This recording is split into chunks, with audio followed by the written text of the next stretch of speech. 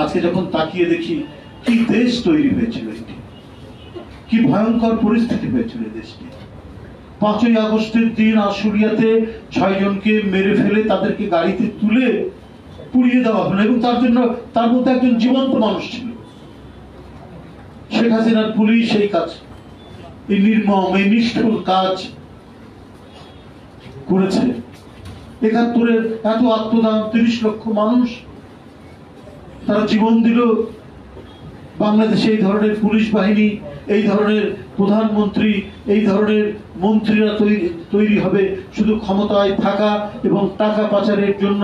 তারা নিজের দেশের মানুষ, নিজের দেশের বিরোধী দলের বিরোধী কণ্ঠে যে আওয়াজ তুলেছে তাদেরকে মেরে ফেলে তাদেরকে পুড়িয়ে দিতে হবে। কি ভয়াবহ ঘটনা! জীবন্ত মানুষকে পুড়িয়ে দিতে হবে। এই তো হলো পরিস্থিতি তৈরি করেছিল শেখ হাসিনা।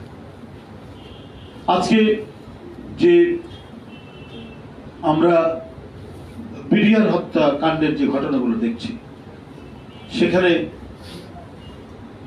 আমরা শুনতে পাচ্ছি, জানতে পাচ্ছি, যদিও যারা তদন্তে আছেন তারা নানা কারণেই গোপনীয়তা রক্ষা করছেন, কিন্তু তারা বলছেন যে রাজনৈতিক সংশ্লিষ্টতা রয়েছে।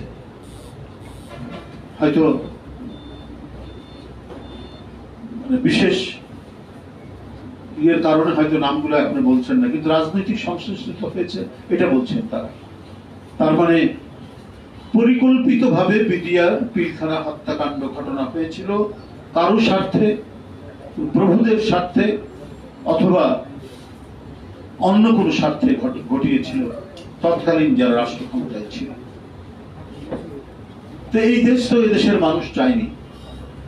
এই দেশে একটা যুদ্ধের মধ্যে দিয়ে, এবং যে যুদ্ধে এত ক্ষয়ক্ষতি, এত মানুষের প্রাণহানি হয়েছে, সেই দেশে নিজের দেশের সরকার তারা গণতন্ত্র হত্যা করে জোর করে ক্ষমতায় থাকবে বলে নানা ধরনের প্লট তৈরি করেছে।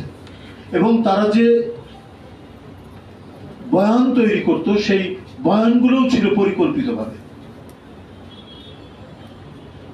যুদ্ধাপরাধী, মানবতা বিরোধী, তারপরে নানা ধরনের কথা, কি বলে যে মুক্তিযুদ্ধের চেতনা, মুক্তিযুদ্ধের পক্ষের শক্তি, বিপক্ষের শক্তি, কত কি কথা বলে গোটা দেশটাকে প্রতিদিন, প্রতি মুহূর্তে, প্রতি সেকেন্ডে ওরা বিভাজন করে রেখে গেছে।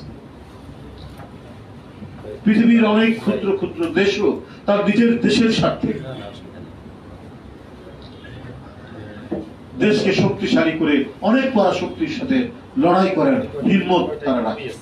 আর এই দেশের একটি সরকার যার 5ই আগস্টে পতন হয়েছে, তারা শুধু প্রতিদিন গোটা দেশকে বিভাজন করে শুধু নিজের ক্ষমতাকে কুক্ষিগত রাখার প্রচেষ্টা চালাচ্ছে।